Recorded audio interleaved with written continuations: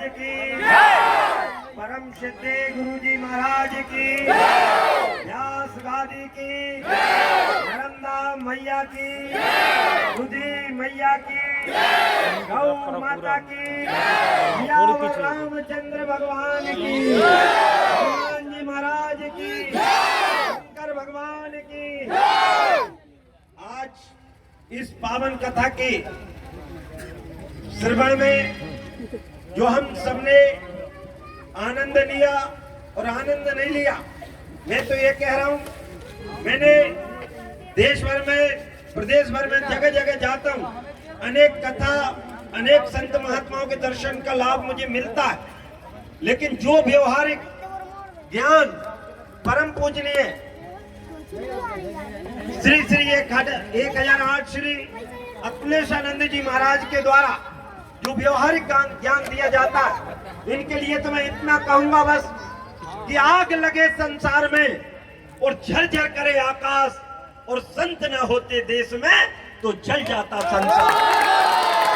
और निश्चित ही गोस्वामी जी कह के गए कि संत असंत ही केस करनी और जिम कुठार चंदन आचरणी।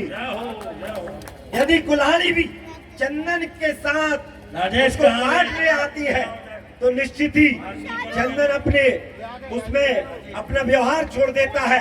इसी प्रकार इन संतों की वाणी से कि आज से नहीं, भारत आज भी बचा हुआ है तो इन्हीं संतों के कारण, क्योंकि सोमनाथ का मंदिर टूटा फिर भी तुम खामोश रहे, जिसने चाहा जब भी लूटा फिर भी तुम खामोश रहे। सदियों का इतिहास तुम्हारी कायरता की गाथा है, आर्य संस्कृति के पौरुष का कितना कलुषित माता है, लेकिन एक बार तो कहो हिंदुओं, हिंदुस्तान हमारा है। इस वाणी को देने वाले जो हमारी संतों की वाणी में आए हैं कि गुरु गोविंदो उखड़े काके लागू पाए और बलिहारी गुरु आपकी गोविंदियो बताए।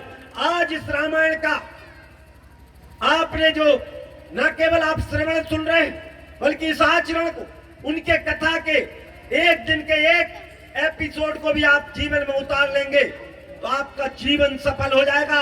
और आज तो राम जन्म हुआ है, ये राम जन्म, इस संदेश होना चाहिए इस मोकलवाड़ी का, ये राम जन्म का संदेश माताओं बहनों को भी और भैया बंधुओं को भी जाना चाहिए कि आज यदि हमारे घर में स्वयं भगवान राम, क्योंकि मैं तो ये कहता हूँ कि भगवान राम की लीला इतनी छोटी नहीं, उनके बारे में तो विदेशियों तक ने कहा है।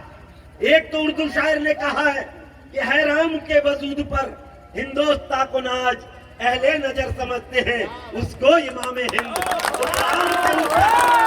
उस राम के ऊपर इसलिए कहना चाहता हूँ कि राम काज करने की खातिर राम की भक्ति समाई, पृथक पृथक नामों से सारे काम करे रघुराई, जिन पर कृपा राम करे वो पत्थर भी तर जाते हैं। और इसलिए मेरा निवेदन है उन भगवान अखिलेशानंद आज जन्म हुआ है और अखिल ब्रह्मांड के नायक का आज हमारे गांव में जन्म हुआ है, और इसलिए मैं आपसे निवेदन कर रहा हूं कि उन्होंने उस परिस्थिति में जन्म लिया था। गोस्वामी जी कह गए, मैं नहीं कह रहा, स्वामी जी ने बताया भी कि जब जब होए धर्म की हानि, पाड़ई असुर अधम अभिमानी, करई अनीति जाय नहीं बरनी, और सीधा ही विप्र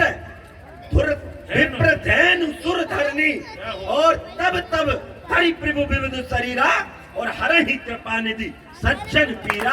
उत्तम विप्र धैनु सुर संतेने और लीन मनोज अवतार। आज मेरे गांव में तो मैं निवेदन करता हूँ, माताएं बहनें हैं, मैं धन्यवाद देता हूँ। पूरे देश में अनेकों प्रकार की सरकारें हैं, लेकिन देश के अंदर गौ माता के ऊपर एक साल में 10,800 रुपए देने का काम यदि कोई कर रहे हैं तो मध्य प्रदेश के मुख्यमंत्री माननीय शिवराज सिंह चौहान ने निर्णय लिया है। इसके लिए मैं धन्यवाद देता हूँ, मैं धन्यवाद देता हूँ। ये देश में नहीं कह रहा, स्वामी विवेकानंद कह के गए, गुरुजी की वाणी के माध्यम से मैं बताना चाहता हूँ, ये मैं नहीं कह रहा, और उनकी भविष्यवाणी अब सत्य साबित हो रही है। स्वामी विवेकानंद कह के गए कि 18वीं और 19वीं सदी ब्रिटेन और इंग्लैंड की थी, 20वीं सदी अमेरिका की होगी, लेकिन 21वीं सदी भारत की सदी होगी। और हम देख रहे हैं ज्ञान वापी में स्वयं भगवान शंकर प्रकट हो गए हैं। नंदी बादवा का इंतजार खत्म हुआ और इस बात के साथ मैं अपनी बात को पूरा करूंगा, क्योंकि यह देश राम का है, परिवेश राम का है और इनका सहार करना आदेश राम का है। हमने कभी किसी के हक पे न हाथ डाला, सबको जगा दिया है सद्भाव का उजाला, लेकिन इंसाफ का किसी ने उपहास जब किया तो कपिराज बाली की भी गर्दन मरोड़ डाला।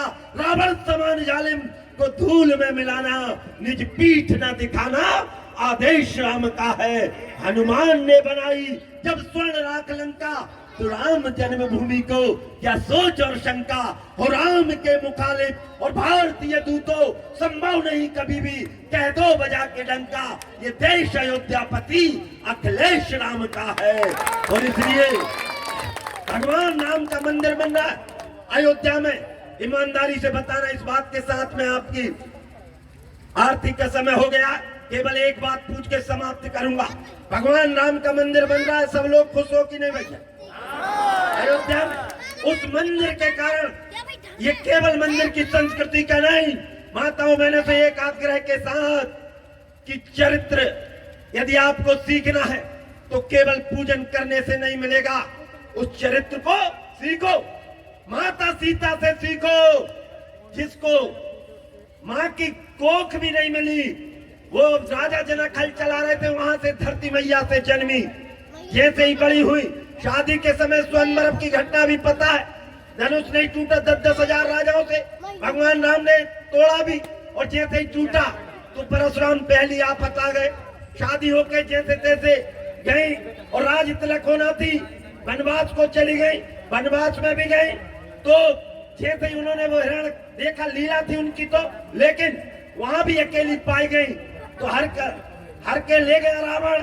वहां से भी जब रावण को मारा भगवान राम ने, तो वहां से भी अग्नि परीक्षा के बाद आई, और उसके बाद भी एक धोबी की बातों में और एक धोबी के ये राजधर्म था भगवान का, और माता को फिर से जंगल जाना पड़ा और आखिरी में फिर से माँ की कोख में समाना पड़ा। उनसे ज्यादा कष्ट तुमको नहीं है।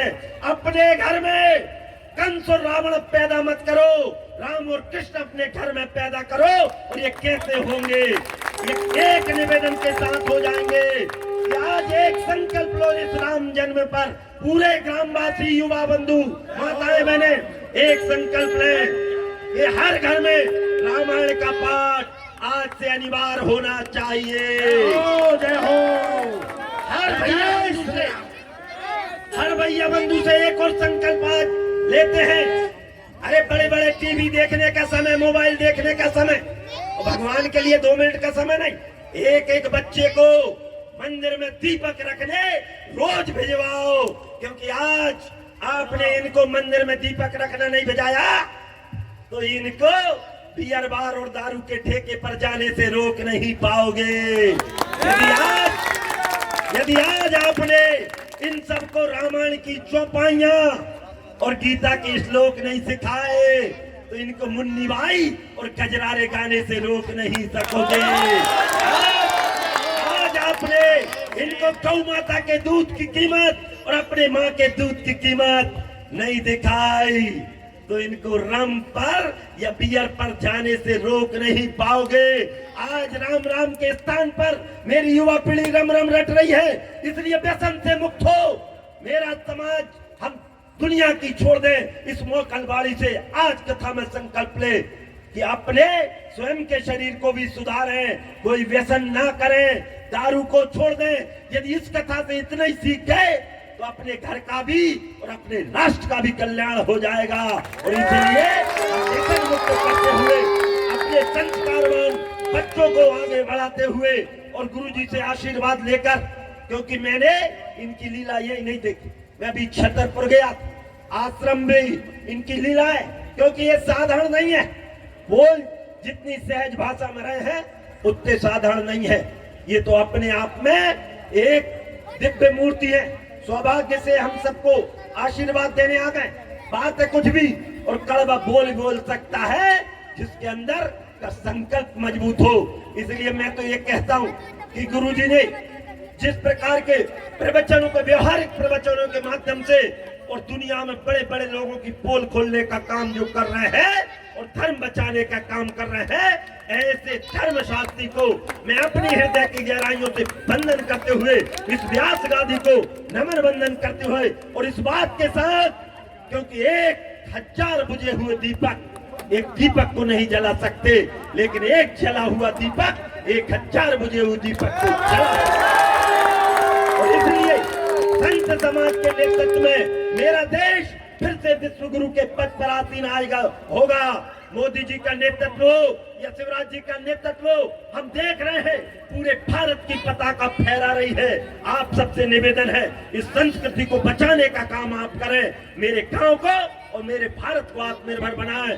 संस्कृति जो हमारी दूर दूर तक प्रचार करते हैं, इन संत महात्माओं का आशीर्वाद लेकर और इस संस्कृति को बचाने का काम करें। रोज रामायण पढ़ें, व्यसन से मुक्त रहें, गौ माता की सेवा करें। और एक आखिरी बात, सब कहते हैं मैं नर्म नमैया बचाऊंगा, जब आप बताती है घर में गमी हो तो नम नमैया हम तीसरा करते हो, घर में शादी हो तो पहला निमंत्रण नम नमैया को। लेकिन देख कह रहे, कोई कहेगा मैं नम नमैया बचाऊंगा, कोई कहेगा मैं गौ माता बचाऊंगा, कोई कहेगा मैं भगवान बचाऊंगा। ऐसे लोगों की जरूरत नहीं है। अरे भगवान तो 1 मिनट में उत्तराखंड का पता नहीं चला कहाँ चले गए भैया।